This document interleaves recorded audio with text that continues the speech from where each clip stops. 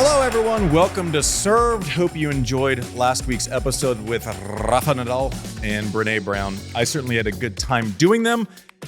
We have a fun show today. Not with those dummies, Techie Sean and producer Mike. Got rid of them. Live in studio, Kim Clijsters, Social Sophie. Let's go. What up? Let's go. Finally. This is great. I know, together. I need some backup from these knuckleheads because I was traveling around with them doing interviews all over Earth for the last week. I kind of missed out on the front side of Indian Wells a little bit. The whole tournament? No, I didn't. No, that's a stop. Easy. You get a chair and you start having a come on. No, but I missed out on a little bit. But it was pretty fun. Kim, you were working in Indian Wells. What were you up to out there? What did I do? Also, welcome to studio. Thanks. Yeah, this is great. very serious stuff. Totally serious. Kind of like my space in my little corner in the house. Don't worry. No. In your closet? Yes. Yeah. What did I do? I did some stuff for the International Tennis Hall of Fame where they announced a letter for Letters for Greatness for Bob and Mike and Maria Sharapova. What's a letter for greatness? They had a little tent set up and people could leave video messages for them that's cool. that they will show during the induction weekend. They had books out where they can leave messages and where people can kind of leave notes to them. And so that was nice. And then we did a nice dinner to kind of already start celebrating them a little bit. Bob and Mike were there. Maria wasn't there. But, and then we did we announced I have to say correctly, the PIF WTA Maternity Fund program. From the Sovereign Saudi Fund. Walk me through that a little bit. So from the WTA side, Iga Swiatek has been very vocal. She's kind of made it her goal in her career and in life to try to push this through. And I think the Saudis, PIF came. I think they tried to buy. They're big on maternity leave. They are. Yeah.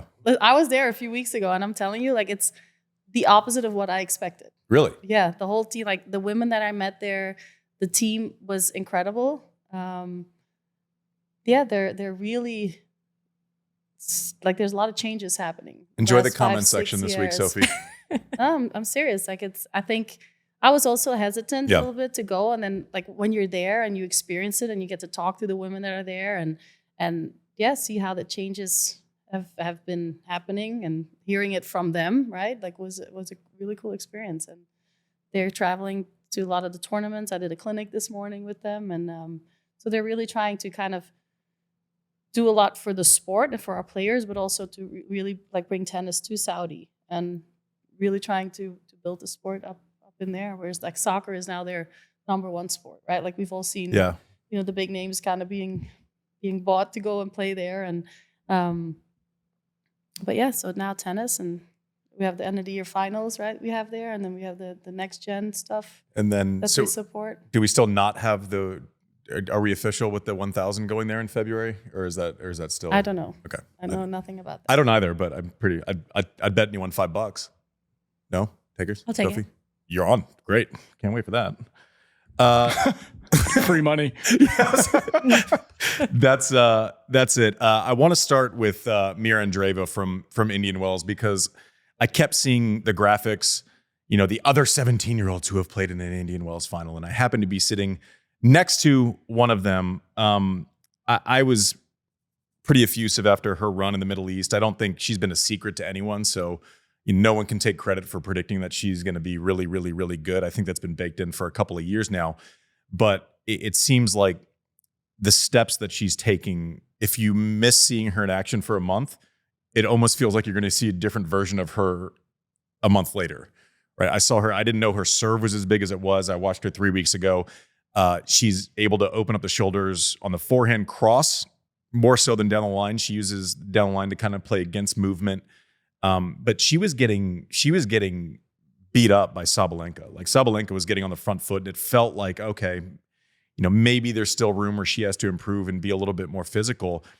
And she was hitting droppers and slices, and she basically just found a way to kind of get into this match.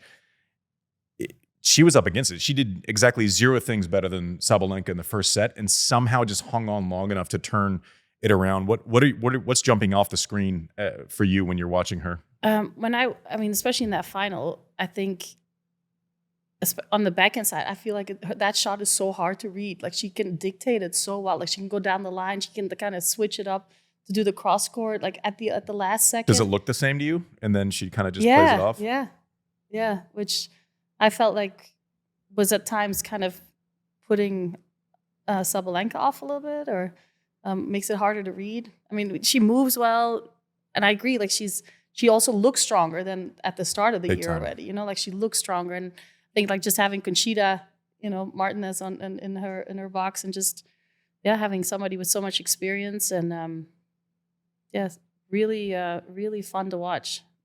Defends really well. Like she was more of a defensive player, I think, in the beginning when we saw her on tour, and like she's really worked to play more aggressive, and now I feel like that combination is so tough for a lot of players. Like she's so smooth, easy, and has everything. Can slice, can defend, can attack when needed. The serve has improved so much as well. Like making, she's matured for a 17-year-old like on the tennis court. It's very, very impressive. And she's still a kid when you hear her do the interviews, and it's like you're listening to like a young girl still. I would find I agree with everything you said, and I'm trying not to like be one of the media members that overplays or over talks too much and overhypes someone who is so young. But I'm going, the forehand's good. She can get shape on it. She can flatten it out. The backhand, it's interesting what you said about disguising it. I automatically went to what I was saying to Rafa, where you couldn't tell where his forehand was going. At the last second, he could like play it against wherever you were at. He made you kind of look stupid sometimes. Yeah. That's really interesting. And as you were saying it, I'm going, yeah, it's weird. When she hits winners, it looks like people are kind of like stunned, but it doesn't look like she hits it harder than anyone else. It's almost like she picks the right trajectory, picks the right shot, kind of knocks it down, can play it high.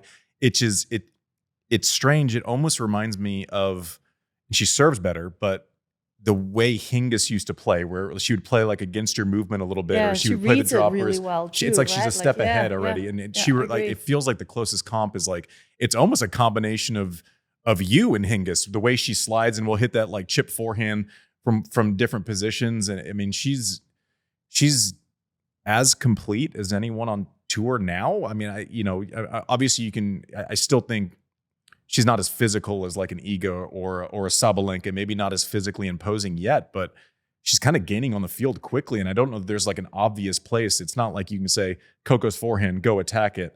It's Iga doesn't have a great second serve. Or there's not much to pick apart right now. Yeah, for sure. And I think she also, you hardly see her make a bad mistake, right? Yeah. Like it's always. Yeah, it's smart. She plays smart. She reads it well. It's like she's never late. Like she has that early backswing against somebody like Sabalenka, or like she's always, has that, like, gives herself the time, even though she's playing against somebody who hits the ball so hard and tries to be the one dominating the rallies. And I feel like she just reads it and adjusts her game well, whether it's in the position of the court and she knows when to step in, when to like stay a little bit further back and make her opponent play a couple of extra shots. Like that's what I tried to do back in the day, right? Like you back up a little bit and then you try to, slice a couple of shots back and before you know it, you creep into your opponent's heads and they make some more mistakes. Can I ask you guys a quick question about that before you get off of that? Sabalenka said in the post-match, kind of press in front of all the crowd, she talked about how she wishes she had the team that Mirra has at that age, right? That it took her a while to find the right people. Can you talk more about, how much of this is being surrounded by the right people and having the right support system to be able to do this at that age?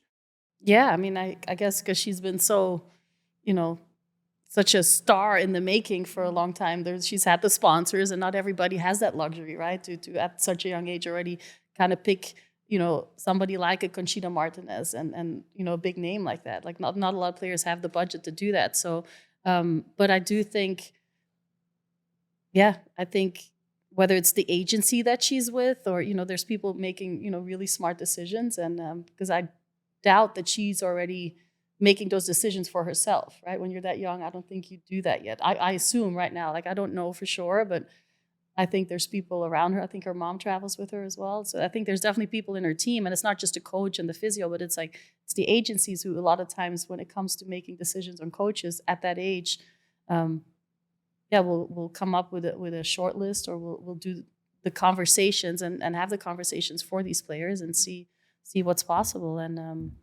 I think Conchita, to me, what she's done with Muguruza, and then now with Andreeva, and seeing her, like the passion, right, like that you see in the sideline. She's not the coach that sits there quietly and tries not to like show the emotions, and like she's the one that's like as fired up, right? And you see her nervous, and you see her like getting very like animated on the sideline. I'm glad you brought that up, because I want to finish this thought on Andreeva, and then I want to go to Social Sophie for the hot gossip and what I missed and what was going on socials while I was flying to Dominican and Austin and all of the things.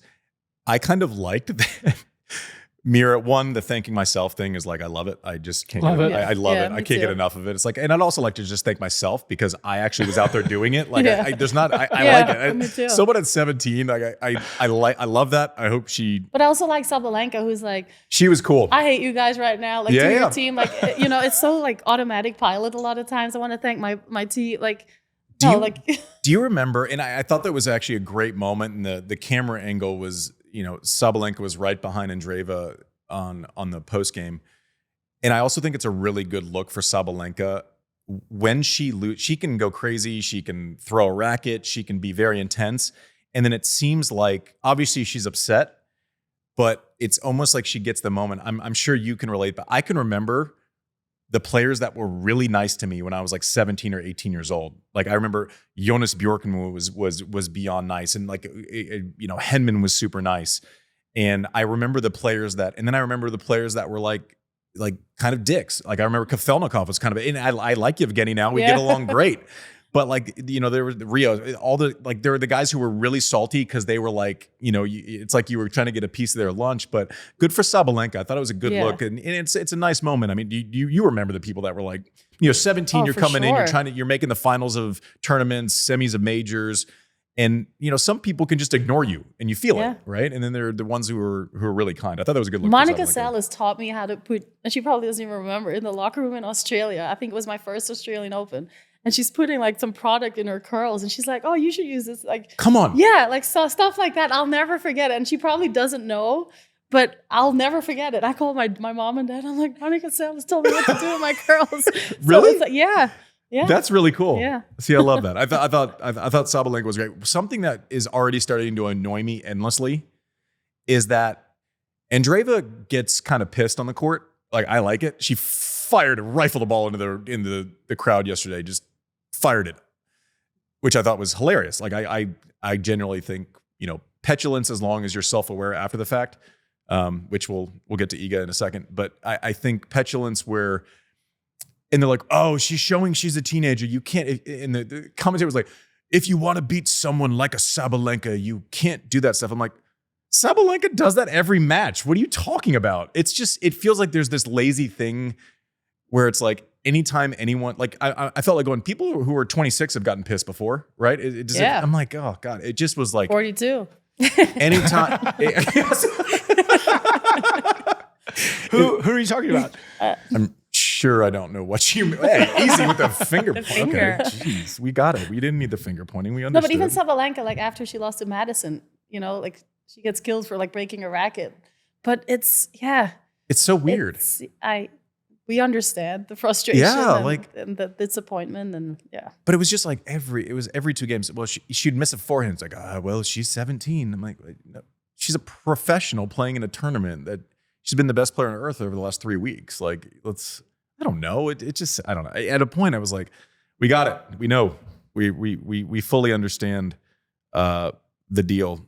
Sophie, what was dominating the interweb? Well, on the subject of Andreeva, I don't know if you saw her she was playing a match against Iga and they showed her little burn book. Oh yeah, with the names. So burn funny. Book. That was insane. I just loved that. Like, and it really shows she's not just a teenager. She has this like really strategic, whatever it said in it. Like she's taking notes, she's studying the game. The like bird book. Thought it was sweet. How cool is like she's just so cool to me. I thought that was great. So I loved that like one single shot of it flipping through. It was like everyone she had destroyed so far. And I love that Indian she's Wells. open about it. Like on the tennis channel afterwards in the studios, like she's talking about like her routine and like that she looks back on all these matches. She said like I played her in Dubai and then I was able to look back on and like just the thought process of like somebody that age like doing that I think is great. And I love that she takes a pen and a paper. Yeah. Did you do that? No, that's I did. Not when I was playing, but when I was younger, like all my matches. We have exactly one other phenom which you should direct traffic to in this conversation. No. No, but it was like we had to do it back in the federation in Belgium.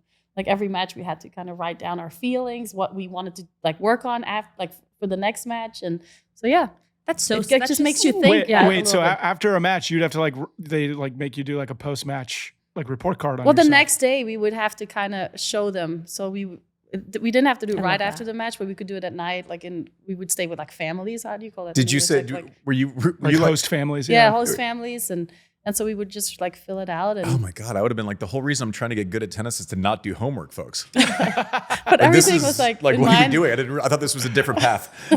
No, I like that kind of homework.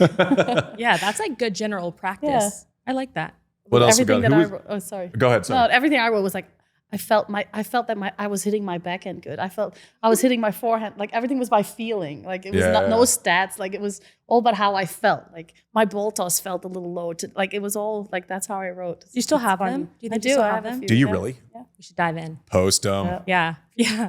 That'd be fun. I got you. Send me some screenshots. What else? Anybody fun at Indian Wells? Was there any like? Bob Dylan was there. No, he wasn't. No, he wasn't. Timothy Chalamet was there. Oh, Sandler? Chalamet. Yeah. Chalamet. That's cool. Not as Bob Dylan. He and Kylie Jenner were there. Oh. Mm-hmm. Who's in that? The box. Kylie Jenner, both Jenner sisters, actually. No hate to Kendall. She was also there. Yeah, did you guys see the shot where I think they were at a Holger Rune match and Timothy's like standing up like this in like full baseball dad posture and he's like, that was a bad miss. No. It was a bad miss. You can like read his lips and he was going, that was Shut up, that was Chalamet. a bad miss. Oh, I loved it. You did it? You liked it? Yeah. But he's judging. He wasn't like on a mic, He was he just projecting? Like, I think at tennis movies his next stop. I think it's gonna be a tennis movie. I mean, last year it was Zendaya. Because he really was. I was surprised they're in such close proximity to LA. I was expecting like a ton of celebrities there, but they really were the only two that what's it called? The Desert Slam was like packed with celebrities. Yeah, but then, Macaulay's thing. Yeah, but the matches themselves, he was really the only one, and Kendall Jenner or Kylie Jenner were the only ones that I saw there. Oh. Yeah. I didn't miss much. Not superstar. Like last year it was Chalamet. Yeah. Love him. Timmy. I love it. All right. Can we talk about, go ahead, Mike. I was gonna say, just how about Alcaraz reuniting with the beekeeper? That was amazing. That beekeeper. I love that. And then the bees in the audience. There was a bunch of guys dressed as bees in the audience. It was amazing. The two documentaries that I want to do in my lifetime is Kim Clijsters and The Beekeeper. Those are the two that I want to. Those are the two that I want to be a part of in my life. Yeah, his would be more like a rock and roll doc. Yeah, it'd just be epic. Yeah. It's just a bunch of like memes, but for 2.5 hours from The Beekeeper. Okay, can we? I don't want to spend too much time on this, but it kind of is a story, and she just released this novel of an explanation on the way over. Can we go to break first? Fine, we're going to break. All right, welcome back to Served. During the break, which it's not like TV where we wait for commercials. It literally just takes 15 seconds and then we come back on. It's just in case anyone wants to be a sponsor ever, we're available. Jada got her driver's license. She did.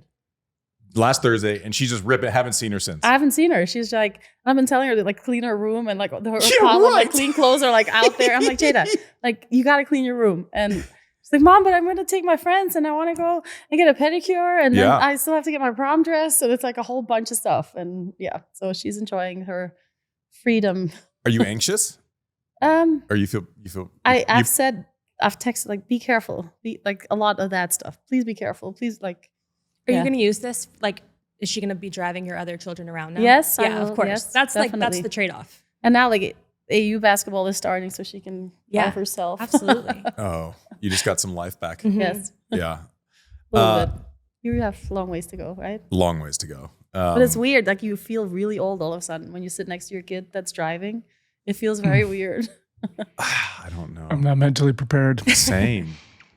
It just hits you then. You're like, oh, I just see how my kid drives like one of the little ride-on toys, and it makes me even more horrified because Good there's like not a practice. tree or wall that she hasn't hit.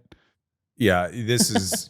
I can't. I'm happy for you if you're happy for you, and I can't even take. I can't think about it much further. You imagine Self-driving cars. You imagine our daughter Stevie driving. No, and it's not that far away. Like it's really, that's a problem. it's not terribly far. It's not the one. I'm not ready. Okay. Anyways, let's move on to Draper. Aw. Let's move on to Draper. He drilled a lot of really good players. Like he Sophie's into him. No? Can confirm. Can't And I'm confirm. into him. No, it's like He's very talented. no, it was like RPMs on the. I was like He's like a RPMs really on the forehand. good player. Composure. Yeah. I think he just won. Yeah. Is his forehand better than Berrettini's for you? Oh. Well. His forehand. Is his forehand better than Berrettini's? I don't know. I know they were both at Sorry. the match. No. Repeat the question a couple more times while you think of your answer. Go ahead. Just keep repeating it while you think. While you It get just some kind of time. my point was that it sounded kind of like an innuendo. I wasn't trying Only to think to of an you. answer. Oh, okay. Yeah. Jeez. No, Mike. I Sorry. thought you were like for a second she was visualizing both His forehands, forehand. trying to like read which ones. No. You're What not, does you're this not show there become? yet. You're not there Right. Yeah, yet. but he was the runner-up of my hottie bracket. Oh, sorry. So there was the innuendo would have been well placed. Right. Yeah. Absolutely. Who was the runner-up? Draper. Draper's the runner-up. He was my runner-up. Yeah. Mateo's still there for you, or is it someone else? No, always. Like Always. he's a constant. Okay. Constant. Well, Draper also played well. Right. I heard. Drilled Runa, flipping years and years of conversations on their head. Sophie just going after him. I'm sweating. Runa 2-2, Alcaraz 6-1-0, 6-6-4. Shelton, I think it was like 4-5. Fritz was 5-3. Brooksby was 5-4. Fonseca, I think, was 4-0. First round, also, that's not an easy draw for him to get through. Two things that I hate to say criticisms because it's more just an observation of what people can get better at. His fitness, I think, up until even 9 months ago, was suspect. There were a lot of injuries. There were points in matches, even the U.S. Open, where he vomited and then he vomited. And the backhand was okay. And it was a place where you could get out of jail, right? And this is coming from someone whose backhand you could get out of jail on. He now doesn't really hit it line, but he now takes rips to the biggest parts of the court where at least you kind of have to take a step back. And if you leave that one hanging, then he's turning it. The RPMs he's getting on his forehand, I mean, it wasn't, we think of like, okay, lefty, he can come in. He stands way back in Rafa territory to return. And he is creating so much height on his forehand. It's not this flat thing. He either goes massive toppy Magoo or he kind of sends it full through the court. But he was like winning a Masters 1000 final 2-2 against someone who's, Runa's been playing. He played well this week. What were your takeaways when watching Draper? Kim, not Sophie. Sophie, we got where her head's at. Bone structure, insane. Yeah. Okay. Thank you. I love watching him play. I also feel like the serve is really suited. It did. Yeah. I felt like a little bit more than maybe Rune. But yeah, that forehand really popped on that surface. I think the one that, and I'm curious, I think the return that I hated the most was when you got up against one of these lefties and they could throw in this nasty kick out to your forehand. To the forehand, to me, was my backhand. No. He's like up here. Like, backhand didn't bother me because I didn't take a swing, so I could just try to knock it down and live to fight another day.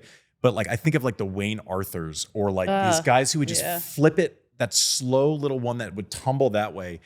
Rune, he hit 3 to Rune in the first 2 games, and Rune wasn't close. Like, because you kind of have to shade backhand to protect the one that you're talking about.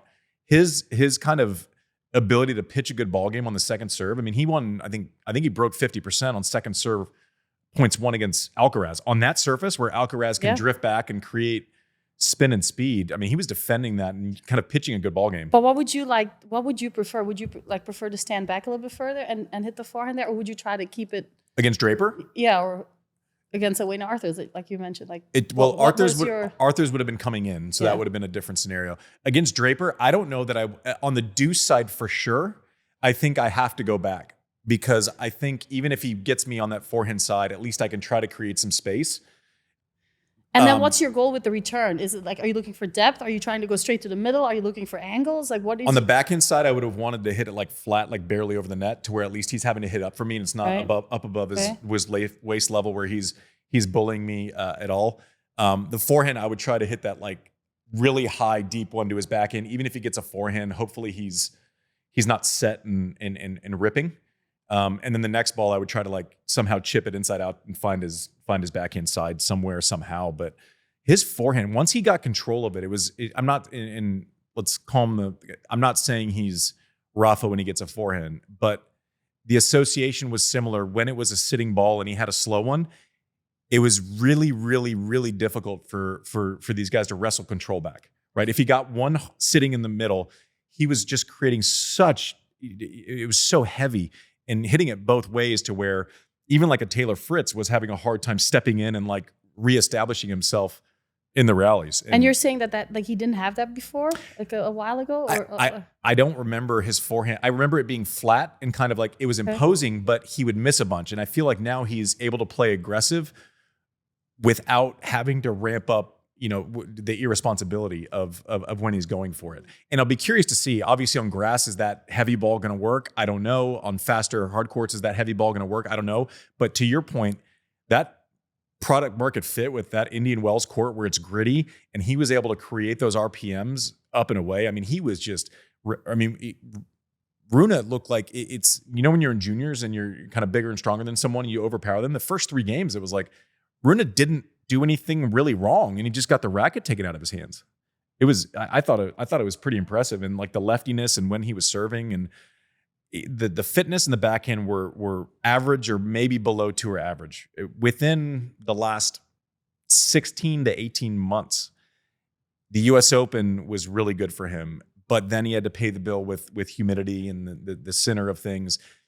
But he has the ability to roll people now. It used to be, he's going to hold a lot. He has a really good serve, but he's putting up Kim Clijsters numbers on people where it's 2-2, 4-0 against Fonseca, who, oh, by the way, went and won a 175 challenger right after he lost to Draper, which I think is also impressive. But that's where I love how I think our tennis brains, I would love to know what triggered that. Was it him that realized okay, against these guys, I want to be able to hit the ball heavy. I feel I'm always kind of on the back foot, I don't have the strength to do it, and so is it his coach that? Those are the conversations that I would love to, or be on court and listen to their coaches talk, and when that process started, where they started to change. One of the things that I think is really interesting is if your fitness and your movement is okay and you're not super confident in it, you are less likely to bully and have something that takes 3 or 4 shots, right? I think his forehand is now set up by the fact that he can actually play that little jab backhand defensively. So even if he's out of position or someone pulls him there, he can play that heavy one and not be scared to play defense on the next ball. So all of those things, to your point, there's a waterfall effect where your backhand gets better, you're half a step faster, you can all of a sudden play defense on the backhand side. And if you have a ball that you can step in on, you can, you're not hitting winners, but you're driving it middle or you're driving it cross court, you can at least pin the person. All of those things allow you to do different things on the court, right? The more you improve one subset of skill, the more options you have as far as strategy. And it seems like he's improved all of these things: the backhand, the fitness, the second serve, when to serve, how to serve. If someone's standing in like Fritz, you're going to kick it into his body on the left-hand side. If someone's going back, kick him off the court, create space. All of those little things mixed together. And the confidence builds. Correct. Right. And then all of a sudden you're staring down the barrel of a 2-2 win in a Masters 1000. But I don't think it's just he decides to hit his forehand. I mean, I'm sure he gets to Indian Wells and goes, oh, this thing is hopping. I'm sure it was in practice. He's going, this is a problem for João Fonseca first round. This is not going to be great. You have anything to add, Sophie? What do you think about bone structure? Great stuff. Insane. I do want to ask you guys about Carlos. he kind of said that he was feeling off, like while warming up, that he was feeling the nerves. They're 3-2 head to head, but they've split the last 4.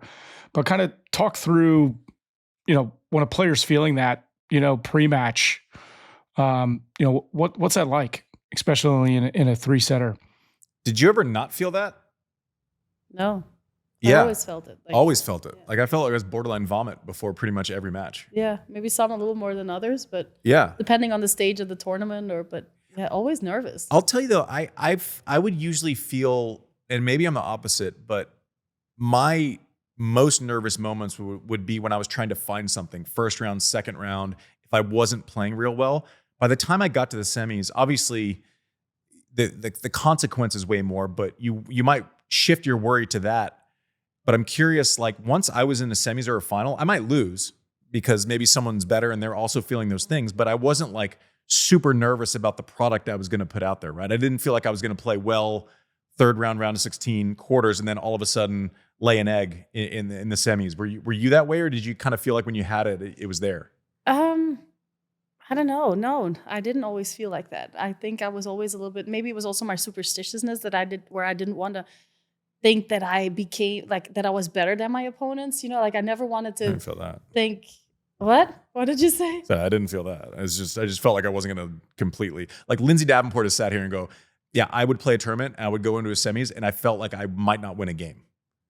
Like imagine her and how good she was. And she's like, I honestly went out there. It was like, I hope I get a game. Yeah. But I would see my opponents like warm up and I'd be like, oh my God, they hit the ball so hard. Like, how am I going to be able to do that? And then like, I would start the warm up. I was like, okay, like I got the 5 minutes. I'm like, yeah, okay, I can do this. Like take the racket back. I can do this tennis thing that I'm number one at. Yeah.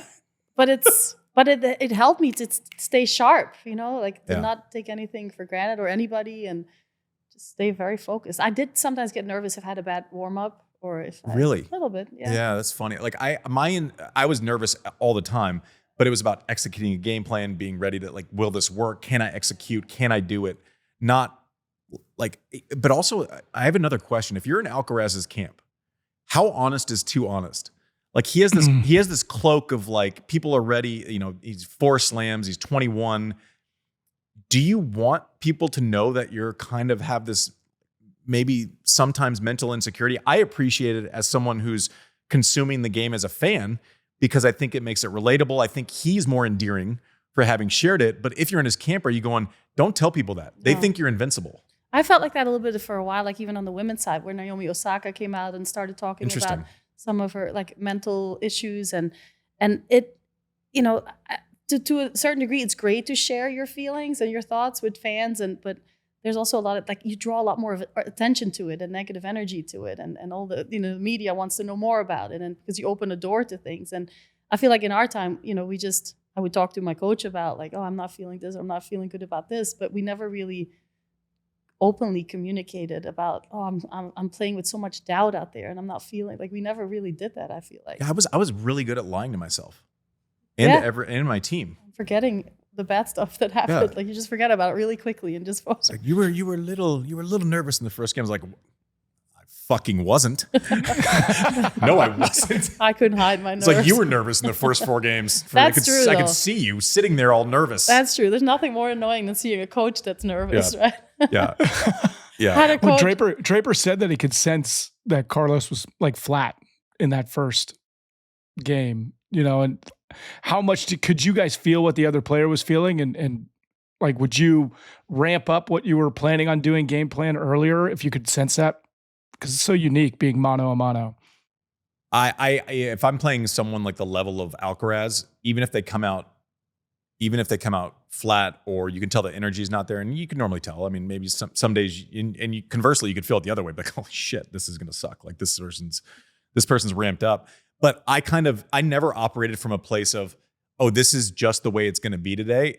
I would think about it like I need to break. I need to do all of these things before he finds his footing, right? Like to me, even though it wasn't always the case, I felt like it was a certainty that someone was going to find it at some point in the match. And then it was like that little 10 or 12 minute hold him off, which Sabalenka didn't do against Andreeva.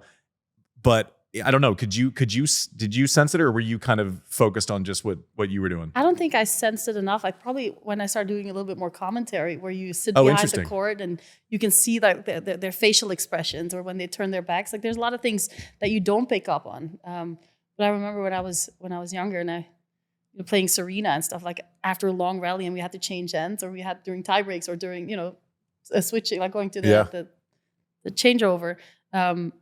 I would like hold my breath because I didn't want her to think that I was out of breath. Come on. I would be like, I'd just walk and I'd be like, oh. Really? Because I didn't want to be like I'm so out of breath from this long rally that we just played. That's funny. Yeah, I just didn't want to show any I don't know. Because I do feel like when I heard my opponents be like, during the changeovers, I was like, okay, like she's tired. Like she's feeling it. That's awesome. Yeah. Gosh, I would just be trying to figure out a way to like get proximity. I'm like, God, if I can just get Kim to hold her breath for like 5 minutes straight, can we just? Then she actually will be tired from one of these from one of these rallies. That's really interesting. I want to get to we teased the Iga bulkhead drama thing before we took that wonderful break, but then we got sidetracked because Jada has her driver's license. We're going to get to that at some point, but I kind of just want your thoughts. I'll throw out some names, just kind of where they're at. I think it's pretty interesting right now.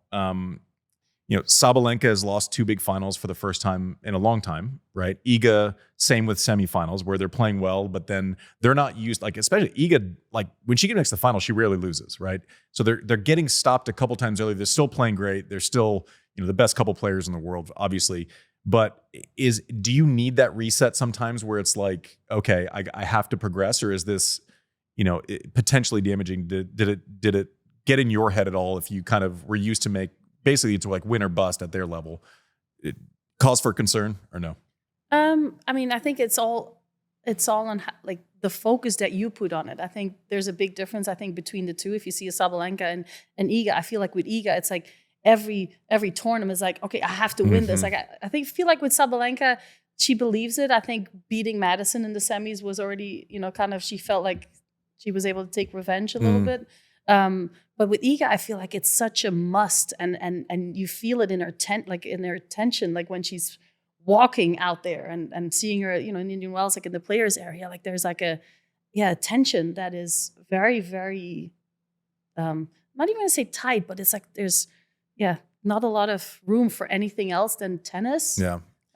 Which can at times, when things don't go your way, Yeah. As someone who runs pretty high strung, like I see the way that she kind of goes about it, and it's interesting. And I think there's this world in sports and probably just life really is, I think our biggest strengths can sometimes also become our biggest weaknesses simultaneously. Like I've talked about Iga's discipline. Like I never think for a second she's going to wake up and give kind of an average, not thoughtful attempt at a day, right? To the point where maybe it's like, okay, maybe just go to dinner and have some shits and giggles for like 2 hours, right? Yeah. So I feel like that with her. But her biggest strength is this thing, and now it's like you can run too hot, so it's like this tightrope walk. And Justine was a little bit like that back in the day too, I think, like where it was tennis, and and she reminds me a little bit of Justine too when she's out there playing. Like I feel like there's style-wise or just personality-wise. Yeah, I think personality-wise, the focus, like the look at times, like I see some similarities. Oh, that's interesting. Sometimes, yeah. Maybe it's with the hat or, but you feel the tension there, and the longer you have that in you, like in your system, I feel like it's going to become, it can turn into something negative, right? If you win and it's great, you can relax a little bit when you win, but if you lose or she hasn't won a big title, then that tension builds up. And like you're constantly looking, it's like, okay, the next week I got to do it this week, I got to do it this, and it doesn't happen. Okay, let's go. We got to work harder. I don't think she'll take a break from tennis because she needs to kind of relax a little bit. Like, I don't think she's that kind of. Yeah, I was giving her credit last fall for pulling out of events and like kind of having the long view. And I now know it was because of the positive test for which she's been cleared completely and totally since then. But Sophie, run us through real quick, like the for those audio listeners, like she angrily hit a ball and it almost hit a ball kid, right? Is that kind of the during her lazy match version of it? Against Andreeva, the ball kid was feeding her balls. One that he fed to her, she slammed down towards her box, or what it looked like. Different angles. Some say like she slammed it towards him. Some people say no, she was angry slamming it towards her box. The ball kid did flinch. Also, sometimes you just slam it. Like there's, you don't aim it. You just kind of. Which I don't think she necessarily was aiming it, but like there was a person in front of her, kind of to her left. He flinched. And then for a while, people were saying like it was a pretty 50-50 split of like players do this, they get frustrated. She slammed it towards her box out of frustration during this match with Andreeva. Some people were saying she hit it towards this kid. She should have known better. Like it was pretty a 50-50 split until today. She released this sort of like 10 slide explanation apology on Instagram that gave both more insight into the incident and also like kind of left a lot of questions of like, okay, yeah, you apologized. The first slide was her saying, I'm not proud of this. She also said, I wasn't expecting this sort of negative reaction towards what happened. And then she kind of went into what she's been dealing with the past few months with her doping ban, and it all sort of tied together into what to me read like, yes, I'm sorry, but also I've been going through a lot. Therefore, you should forgive me. Am I oversimplifying this where we all do petulant, maybe not you, but the rest of us do petulant stuff on the court where we break stuff. We do stuff would it have been as easy for Iga instead of this 10-page explanation where now you're re-inviting the conversation about the doping ban back in or qualifying behavior that was like, okay, you smacked a ball, you almost hit a ball kid, you got lucky you didn't. And it's petulant behavior, right? Like it's just like I lived in it, but also I also knew that if I went in there and they go, Andy, you acted like a brat, and I go, you know what, you're right, I acted like a brat, and probably won't be the last time, but I'm working on it. That's the end of the conversation, right? I think like this to Sophie's point, I was writing the show on the way over, and she was kind of reading it, out loud, at least the highlights, and I had 6 more questions after I read it. And now I'm more curious before I was like, all right, everyone calm down. Iga, I would have said, hey, to the ball kid, can someone find that ball kid? Can I apologize in person? Give him a racket, sign it. He's good with me. Hopefully the rest of y'all are too. I fucked up today. That's it. It's over. I mean now it's, I have a lot of questions. I didn't read the statement. So I definitely want to, wonder where that's all coming from. And it was basically like, you've made mistakes too. You're overreacting. I can't make mistakes when I don't do this stuff. You call me. But there's a difference. You call me robotic. You hitting your racket, or like hitting that on the ground, or something like that. Whereas like when the ball girl or ball boy like throws the ball at you, it made it look like, oh, you didn't. Like, players get like that. Like, oh, you didn't throw it right where I needed to be, or like some players get like that. And to me, that is a little bit like these ball kids. They're there, like. They're helping you, right? Like don't work it out on like the kids. That to me, like slam your racket if you're mad. Go to your bench when you're like during a changeover, like, the ball kids, I feel like they need to be left alone. I think what bothers me about it, right, and like this is a paraphrase here, but she's like, like you guys said, I'm called a robot, my attitude labeled as inhuman. Now that I'm more expressive, showing feelings, or struggling internally, I'm suddenly labeled immature. No, that's or not hysterical. what it is. Yeah, exactly. And it's not like that's not it's what not it is. the same thing. Yeah. And listen, I don't, we've been, Kim and I both, I mean, I don't want to speak for you, but I've been a pretty big defender when the doping ban came out. I'm like, listen, it's melatonin, folks. And it was, on the way from Paris, listen, I don't view her as a cheater based on what came out. So I've been a defender. So I can simultaneously think that and say, there's almost too much thought being put into this. My bad. I fucked up. I understand why everyone's upset. Let's get past it. But I do think we can say, okay, like that melatonin thing, but a lot of people still see it as like, totally. she tested. And I think that does kind of leave a little bit of a, in your system, right? Like wherever you go, like maybe women are a little bit more prone to maybe like worrying about that, or like thinking, oh, what are the people thinking of me, or what are they, do they see me as a Can Serena a hear me doping- breathing on those switchovers? Do they think I'm really like did I take doping, and that's another stress to your system, right? That you don't need. And so the fact that she brings that up in a message for, hitting a ball, I mean, means that it's pretty deep, like an issue that is deeper than maybe what we're thinking, right? Yeah. I think it could have been that she could have released a message like that. I've been really struggling for the last X amount of months, totally separate from why did it have to wait until this incident happened? It just kind of felt like a bid for sympathy when they could have been, they're two totally separate stories. That can totally be true. And I'm sure it is true. She's really struggling. That had to be really tough and is probably still really tough. And also this totally separate incident happened and needs to be a separate apology.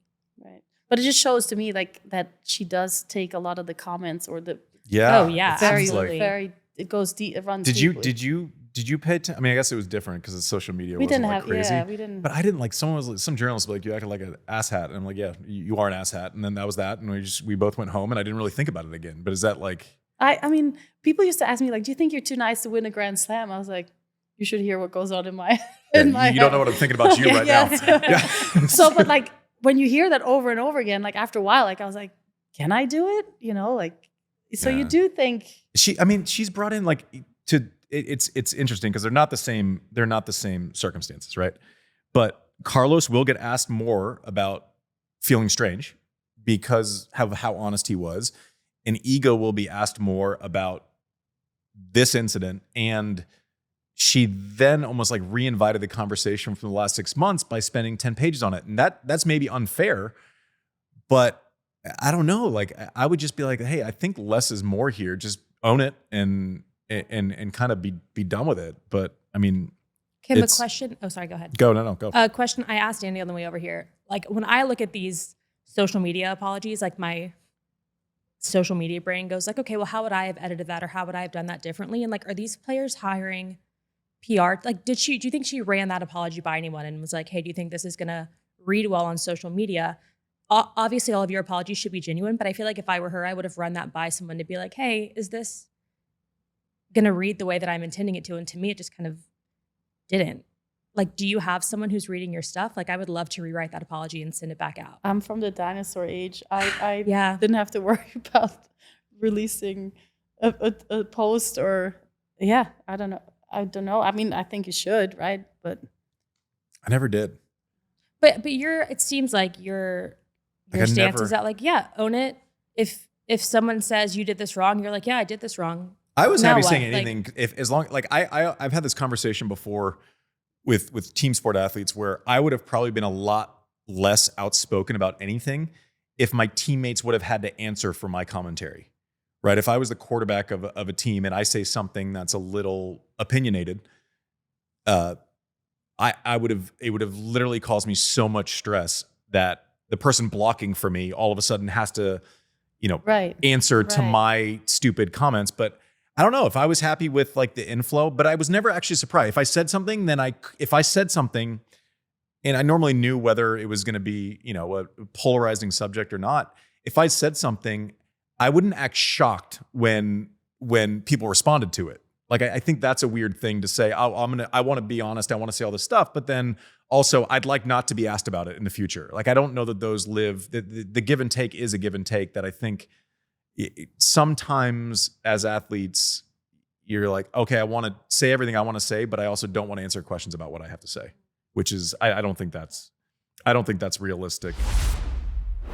A couple other names that I want to hear your thoughts on, Kim, kind of checking in with Coco. A lot of our listeners, obviously, she's very popular. I think at the end of last year with her run post US Open finals, it's like, okay, she's going to be off and running this year.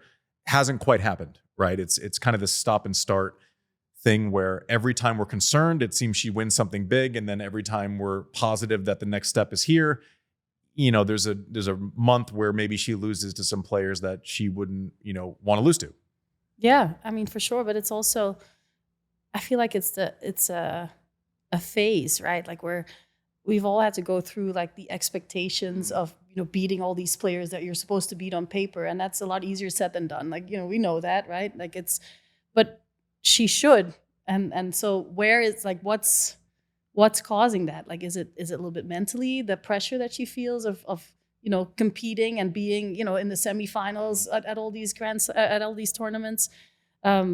It's tough. Like it's I feel like her tennis is not. I mean, okay, the serve at times was a little bit off, but yeah, tennis is such a confidence game, and when you drop a little bit, anybody now I feel like in women's tennis can really make it hard for you, and I feel like she's there. Like there's a fine line between her like being confident and playing well, and then just dropping that level a little bit. What's the biggest difference with her when she's in full flight and playing well versus when she's kind of in that grindy? And I also say like she is really, really good at playing average tennis and still winning. Like she's really good at that. And I don't underrate that skill at all. But what's the biggest difference from where you sit to when she's kind of in full flight and when she's kind of just you feel like she's trying to find it? Yeah, to me, it's confidence. Like when she wins the U.S. Open, like she had moments where maybe her serve wasn't how she would want it to be, but she wouldn't feed those thoughts. Whereas now I felt like, just from on TV a little bit, you could see like, like whether it's little signs of like body language, like the drop of the head or like the shoulders, or like it's those kind of little things that I just noticed that are showing a little bit more recently. And but that's also, it comes again with, maybe not having won or not having had the results that you would want. And the confidence is not quite as where she wants it to be. And I feel like when she won the US Open, it's like she could hit double folds and hit an ace right after. And still play a quality point. And still, her movement and her defensive skills are amazing and will make her win a lot of matches, which is what she can rely on a lot. But to win these big tournaments against the best players, everything has to be on. For me, the biggest tell with anyone with confidence at a certain level, and we're talking about someone who's 3 in the world, and we're talking about what she's not doing. So let's just level set real quick. Like the floor for her seems to be like 3 or 4 in the world. Right. So you're a victim of your own shadow a little bit at that point. But the biggest tell for me is depth, right? When she gets a little bit tight, a little bit nervous, that ball just starts landing on the forehand. Both. Backhand. But we obsess over the forehand. The backhand's a better shot, so that's just the way it is. We shouldn't compare the two, I don't think. But even the backhand, when she's playing well, people are picking up and it's landing 3 feet in front of the baseline. And so again, what that does is like, Coco's forehand is struggling, but if the depth isn't there, then all of a sudden she's playing defense on a forehand where the ball's getting on her very quickly. Whereas if she's actually finding an extra, 3, 4, 5 feet of depth, then she can manage the forehand, right? She has a little bit more time. The person's not, 4 feet inside the court. It's not as easy to run traffic through there. But for me, it just seems like when she's free and the ball is at least, even when the forehand is kind of that high loopy situation, that's fine if you're getting the right amount of depth on it, especially when she has the defensive skills that we're talking about. And a lot of girls also don't like that variety. Correct. Right? Yeah. For me, it's just depth, because then it allows her, if she's finding the depth on her shots, it makes it really hard to attack her. So for you then, where does that come from? Is that nerves? Is that just being a little bit tight where the arm just not flowing? I had a hard time creating. I could create a flat ball when I was tight, like that middle ball where you're not actually going after it. Like you could hit rally balls all day. I had a hard time. Like I would almost chicken wing it when I was getting a little nervous. Like I had a hard time where my backhand was my worst shot. It wasn't good, but I didn't have a hard time finding depth on it when I was tight, because it's a flatter trajectory. It would kind of go through the court. If I missed it, it would kind of stay low. The forehand was a tell. And same, like I talked to Rafa about it last week. His tell, he was good enough to where he could leave the ball short and he could still make your life, a complete pain in the ass for 3 hours. But for him, when he was opening up the shoulders and could all of a sudden you had no chance. Like there was nowhere to go. But that seems to be the tell for me. Really quickly, Alex Zverev, center out of the way, 2 in the world, has a path to number 1. It's not, people say he has a path just because it's mathematically possible. That doesn't mean it's a realistic conversation at this point. So those two are few and far between. But I got to a point in my career where it was slam or bust, right? The little minute, and off of the heels of the Aussie Open, where it's like he plays great for 2 weeks, makes a Grand Slam final, right? Of all the people on earth, Avengers assembled in Melbourne, and you came up second, right? That's an unbelievable accomplishment. And also now the narrative forever until if and when he breaks the slam thing is, yeah, but you didn't do this thing. Do we think that there's a hangover effect each time that he gets close and it doesn't work out for him? For sure. Yeah. I think so. Is he in a place where obviously we talk about needs time, needs to, kind of sink back on that forehand side, and against 99% of earth, that's the most effective version of his forehand. And now I almost see like the last 3 or 4 weeks post Australia when, all of us dummies keep harping on it, because it is true against the best players. If you leave it hanging, you're going to lose control or the upper hand of the rally. And there's only, a handful of people that can expose him on earth right now, but he has to fix that thing in order to get to the thing that he needs. He's kind of caught, and I was in this mode for a while where 100% of my focus was adjusting my game to try to beat Roger. And then all of a sudden I found myself the first part of 2006 where I was losing to a bunch of people who weren't Roger, right? Because my focus was there. I sense a lot of that with him, where I think he's taking pot shots on his forehand side now, where it's like, oh, that's not what you want to do. I feel like that's for the chorus. Yeah, it's not your nature, but does he have to go through that in order? I think you think it's a necessary process. So. Andre, I was talking about Andre, he said the same thing. Yeah. You don't think so? I don't know. Because it hasn't worked. He's done great. That's not what I'm saying, but it hasn't worked against those few players that he will have to beat if he wants to win the slam. Yeah, no, pragmatically, and that will make I the agree difference. with you. I'm just thinking about feelings. Do you have to take time off and actually readjust technical parts? Can he just take what he has now and go in and hit it harder? I think Is it that simple? I think he has to see these tournaments as practice tournaments and try to do it now.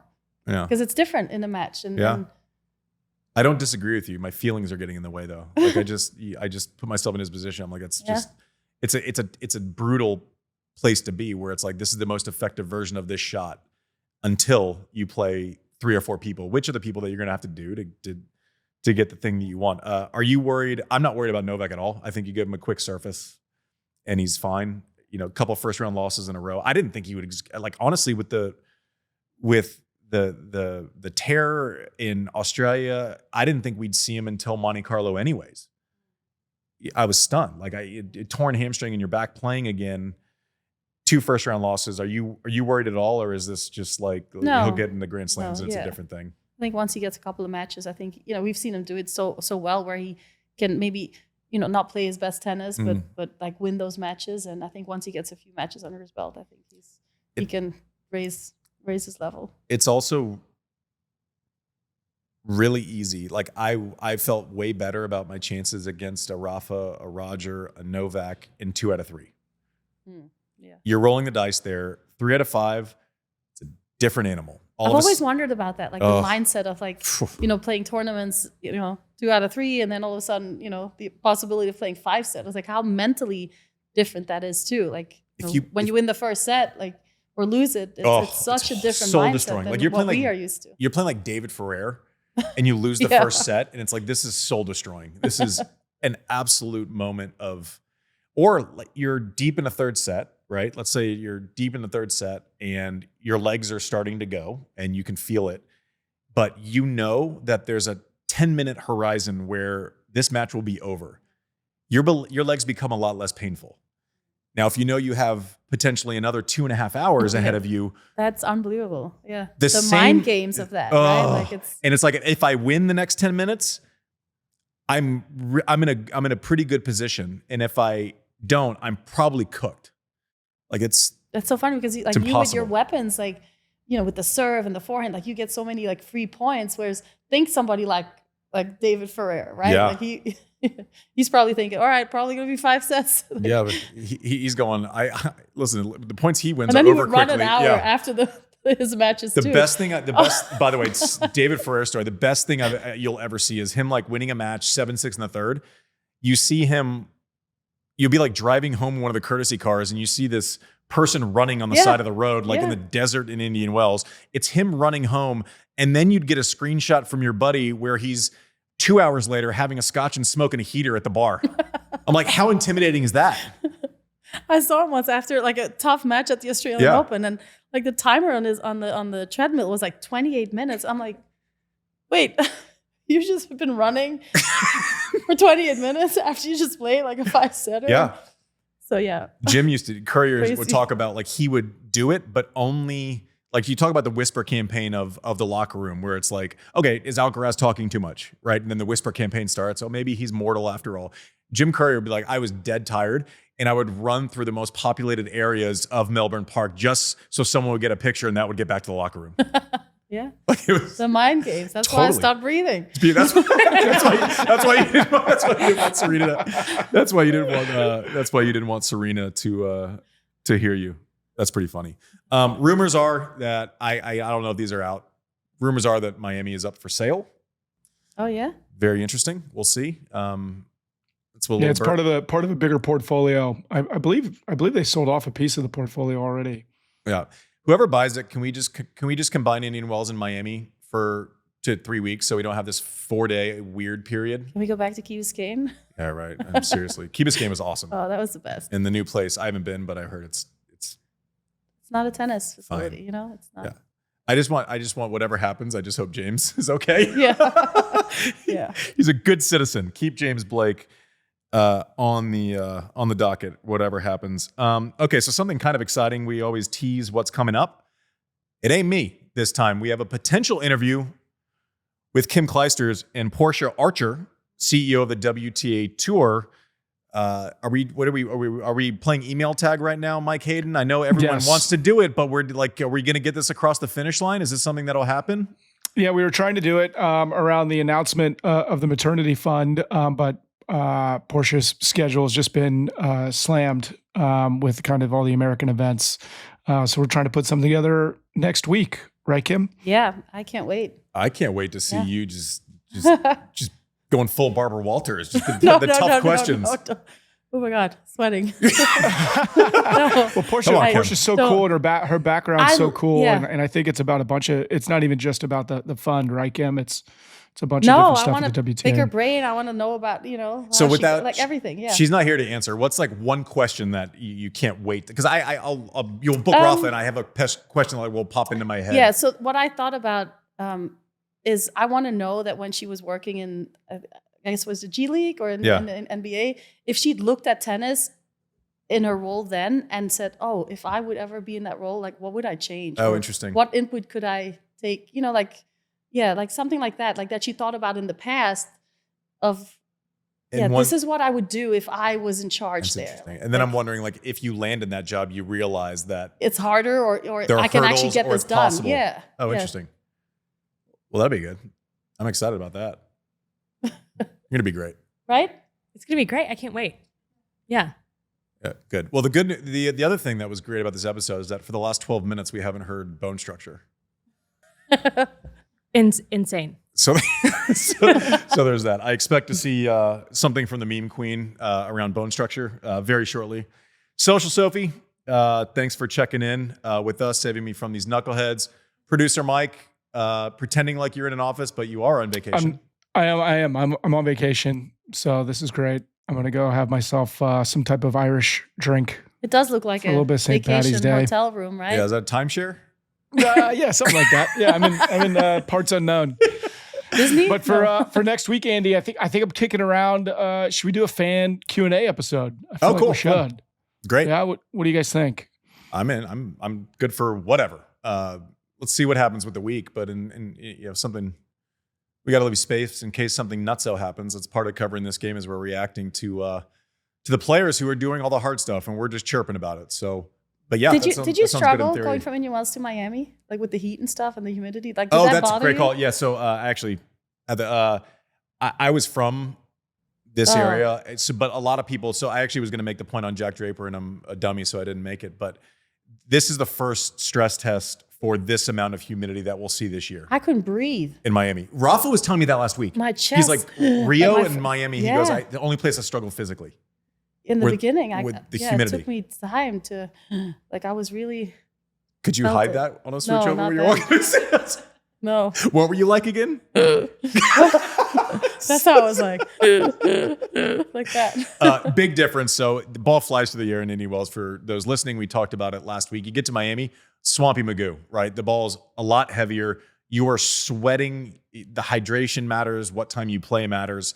There's also the 1 o'clock sunshine. I don't know if you remember this, but for my serve, if you were to say what's the toughest place to serve, I would say the 1 o'clock match in Miami, because you have, from one side, you have to move your toss around. You can't toss it straight up because you are looking directly, at least from Key Biscayne. I don't know about the new, I assume it's probably the same, or maybe there's some cover with the new stadium because it kind of goes over. But that 1 o'clock match in Miami was brutal. I did not struggle, but I think the struggle was real for a lot of people. I have only hoped once in my life that it was a very windy day, and that was the day I opened my curtains, the hotel room, when I had to play Maria Sharapova in the finals. And I opened it up and I saw the palm trees were like, I'm like, yes, this is what I want. And I hated playing with the wind, but I knew like she was worse at it than I was. Yeah, because her toss goes so high. Like, I mean, and the her higher timing, your toss, like she needs to, smooth.